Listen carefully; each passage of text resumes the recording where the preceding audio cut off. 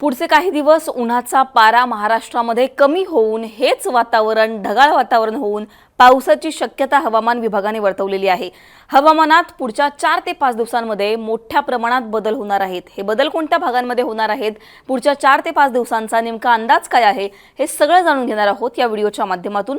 नमस्कार, मी पूजा, तुम्ही पाहताय मुंबई तक। आपण पाहूयात सॅटेलाइट इमेज आणि या इमेजमध्ये तुम्ही जर बघितलं तर या बाजूला आहे ही वाऱ्यांची दिशा आहे आणि इकडे तुम्ही जर बघितलं तर आपल्याला कळेल की उत्तर भारतामध्ये जी बर्फवृष्टी होत होती, जे वारे मोठ्या प्रमाणात वाहत होते किंवा वेस्टर्न डिस्टर्बन्स होता, ते कसलंही वातावरण आता आपल्याला दिसत नाहीये।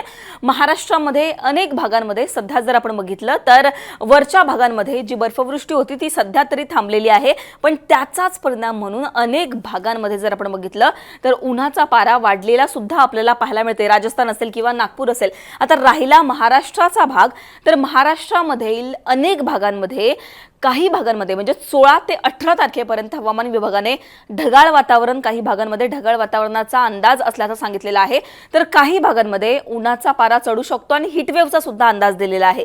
इकडे तुम्ही जर बघितलं तर हे पश्चिम मे पासून उत्तरेकडे पूर्वेकडे हे वारे वाहतात आणि महाराष्ट्रामध्ये सुद्धा आपल्याला काही ठिकाणी वारे पाहायला मिळतात, म्हणजेच काही ठिकाणी ढगाळ वातावरण पाहायला मिळतंय आणि याच ढगाळ वातावरणाचं 20 तारखेनंतर पावसामध्ये सुद्धा रूपांतर होऊ शकतं।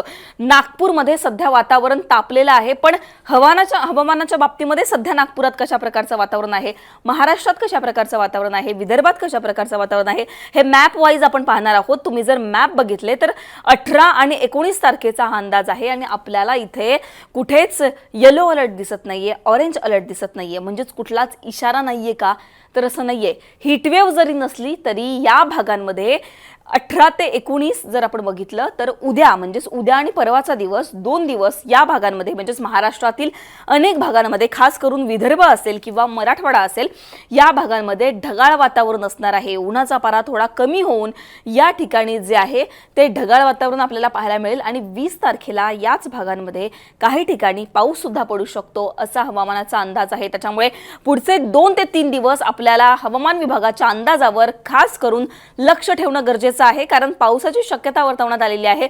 हा पाऊस पडतो का हे पाहणं गरजेचं असणार आहे। एकूणच जर आपण बघितलं तर आता 20 आणि 21 तारखेचा अंदाज आपण पाहणार आहोत।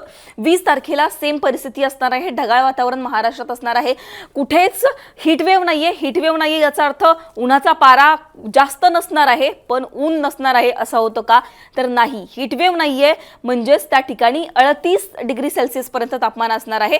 40 डिग्री सेल्सिअसच्या वर त्या भागांमध्ये तापमान जाणार नाहीये। 38, 37, 36 अशा प्रकारचं तापमान त्या भागांमध्ये असणार आहे आणि हे तापमान सुद्धा मोठ्या प्रमाणात उन्हाची शक्यता असल्याचं तापमान आहे, पण हीटवेव्ह नसणार आहे। फार धोकादायक उन्हाळा त्या ठिकाणी नसणार आहे। 21 तारखेला जर आपण बघितलं तर इथे विदर्भामध्ये खास करून येलो अलर्ट आहे, म्हणजेच विदर्भामध्ये 20 तारखेनंतर पुन्हा एकदा उन्हाचा पारा चढणार आहे। विदर्भामध्ये 21 तारखेला उष्णतेची लाट आपल्याला अनेक भागांमध्ये पाहायला मिळते। यवतमाळ, वर्धा, गडचिरोली या भागांमध्ये 38 डिग्री सेल्सिअसच्या वर तापमान जाणार आहे। चंद्रपूर जर आपण बघितलं तर कित्येक दिवस झाले गेले 40-42 डिग्री सेल्सिअस चंद्रपूरमध्ये आपल्याला तापमान दिसतंय। त्याच्यामुळे 21 तारखेनंतर पुन्हा एकदा विदर्भामध्ये हीटवेव्ह आपल्याला पाहायला मिळू शकते। आता कुठे किती तापमानाची नोंद झालेली आहे हे सुद्धा आपण पाहणार आहोत। मुंबईमध्ये 34, रत्नागिरी 36, अमरावती 40, जळगाव 37, कोल्हापूर 37, मालेगाव 39, वर्धा 40, नागपूर 40, नाशिक 36, सांगली 38, सोलापूर 40, सातारा 38, संभाजीनगर 37, चंद्रपूर 41।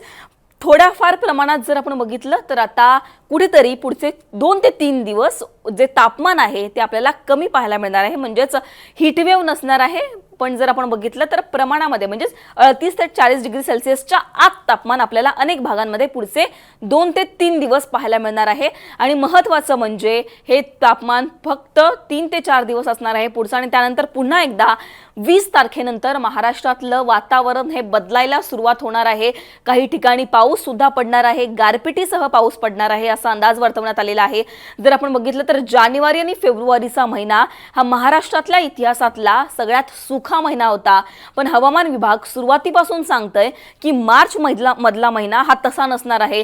मार्च मध्ये पाऊस पडणार आहे, धोकादायक उन्हाळा मार्च मध्ये असणारच आहे। आपण जर बघितलं तर मे महिन्यामध्ये जसा उन्हाळा पाहायला मिळतो तसा उन्हाळा मार्च मध्ये अनेक भागांमध्ये सध्या आपल्याला पाहायला मिळतोय आणि या धोकादायक उन्हामध्ये पाऊस सुद्धा पडणार असल्याचा अंदाज हवामान विभागाने दिलेला आहे। त्याच्यामुळे पुढचे 4 ते 5 दिवस आपल्याला हवामान विभाग काय इशारा देतं याकडे आपलं खास करून लक्ष असणार आहे. तुम्हाला आणखीन हवामान रिलेटेड काही प्रश्न असतील तर तुम्ही कमेंट सेक्शनमध्ये मांडू शकता.